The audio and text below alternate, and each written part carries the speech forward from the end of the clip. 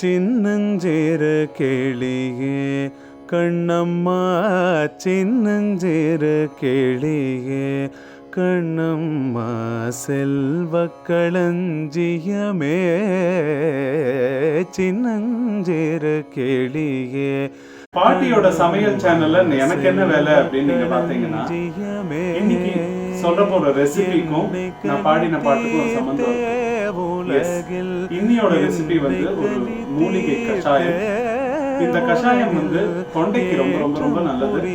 நிறைய medicinal properties இருக்கிற இந்த ஒரு கஷாயத்தை யார் வேணாலும் சாப்பிடலாம். எஸ்பெஷலி சிங்கர்ஸ்க்கு ரொம்ப ரெக்கமெண்டட். அண்ட் அது மட்டும் இல்லாம வாய்ஸ் பெரிய ஒரு predominantly கொண்ட professions like radio jockey, anchors, actors, teachers இவங்க எல்லாருக்குமே இந்த ரெசிபி ரொம்ப ரொம்ப யூஸ்ஃபுல்லா இருக்கும் நம்புறேன். I don't want to take more of your time. Over to Paati. என் பேரன் பாடுறத கேட்டால அவனுக்கு ஒரு சமயம் என்ன பண்ணுவான், பாட்டி நாளைக்கு பாடணும் பாட்டி, தொண்டை ரொம்ப வலிக்கிறது, எதனா பண்ணேன் அப்படின்மா. உடனே நான் என்ன பண்ணுவேன், எங்கள் தோட்டத்தில் ஒரு செடிகளெல்லாம் போட்டு வச்சுருக்கேன். அதில் இருக்கிற இலையெல்லாம் பறித்து ஒரு கஷாயம் பண்ணி கொடுத்தேன் பாருங்க. மற்ற நாள் அவன் தான் செலக்ட் ஆகிட்டான். வாங்க என்னோடய சின்ன கார்டனுக்கு உங்களை கூட்டின்னு போகிறேன். பாருங்க வெத்தலை பூத்துருக்கு பாருங்க, வெத்தலை காய்ச்சிருக்கு. இந்த வெத்தலையில் ஒரு வெத்தலையை அப்புறம் இந்த தொண்டைத்தேப்பிலி இருக்குது பாருங்க. இந்த தொண்டைத்தேப்பிலியில் 2 இலை கட் பண்ணிக்கலாம். ஓமவல்லி இருக்குது பாருங்க, இதில் ஒரு 4 ஓமவல்லி இலையை எடுத்துட்டு துளசி கொஞ்சம்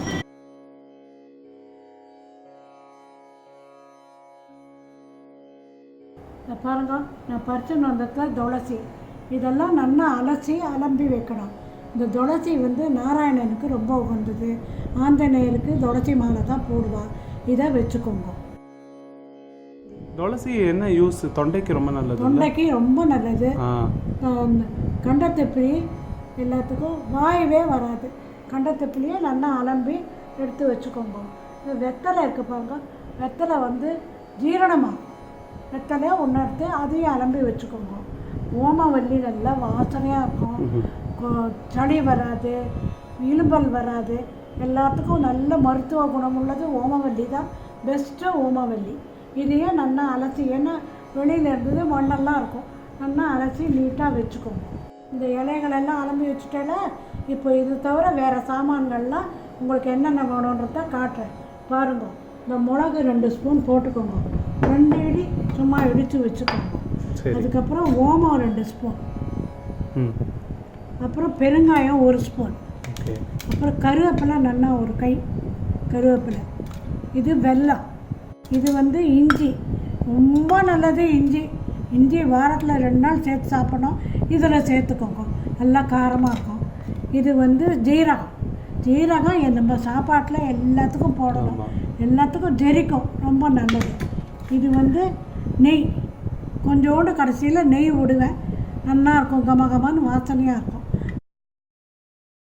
அடுப்பில் இருப்பு சட்டி வச்சு காயணும். காஞ்சுட்டுன்னா கொஞ்சோண்டு நெய் விடணும். நெய் விட்டுட்டு காயட்டும்.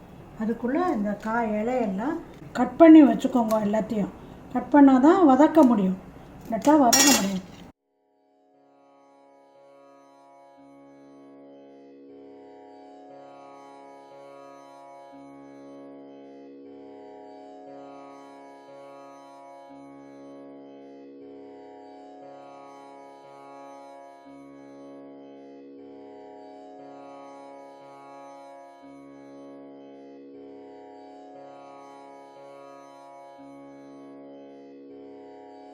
போட்டுட்டு ஜலம் வச்சுருக்கேன் பாருங்க. ஜலம் எவ்வளோ? ஒரு கப்பா? ஒரு நல்லா அந்த முழுங்க நல்லா கொதிக்கணும். இது வந்து சுண்டணும், அதாவது 4 டம்ளர் கொட்டினா 2 டம்ளர் ஆகணும். இது அப்படியே வதக்குங்க. அப்போ தான் அந்த ஓம வாசனை எல்லாம் வரும். ஓம வாசனை வருதா? நம்ம கம்மன்னு சாப்பாடு சாப்பிட்டா கூட இந்த கஷாயம் தான் தி பெஸ்ட். என்ன தான் இருந்தாலும் தொண்டை நல்லா இருந்தால் தானே பாட முடியும்.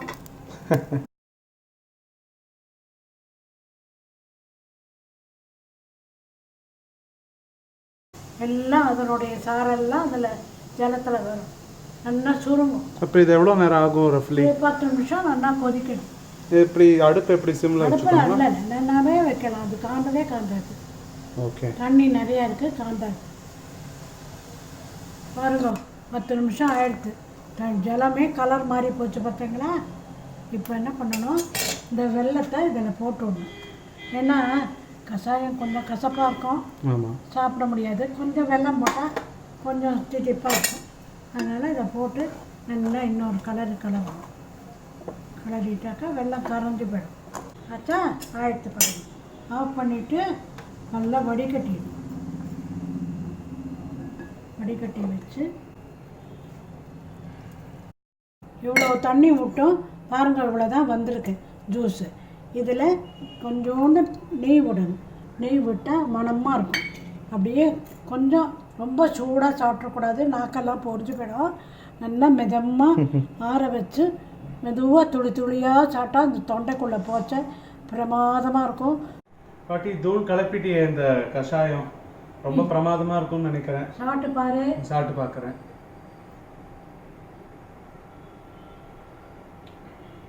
ஆஹா, நிஜமாவே ரொம்ப நல்லா இருக்கு. உனக்காக நான் சொல்லலை, நிஜமாவே ரொம்ப நல்லா இருக்கு. டெஃபினட்டாக பாட்டி சொன்ன மாதிரி, நான் சொன்ன மாதிரி, இது வாய்ஸை யூஸ் பண்ணுற எல்லா துறையில் இருக்கிற எல்லா ஆட்களுக்கும் இந்த ரெசிபி ரொம்ப பயன்படும் நாங்கள் நம்புகிறோம். சப்ஸ்கிரைப் டு சாந்தா பாட்டி சமையல். தேங்க்யூ.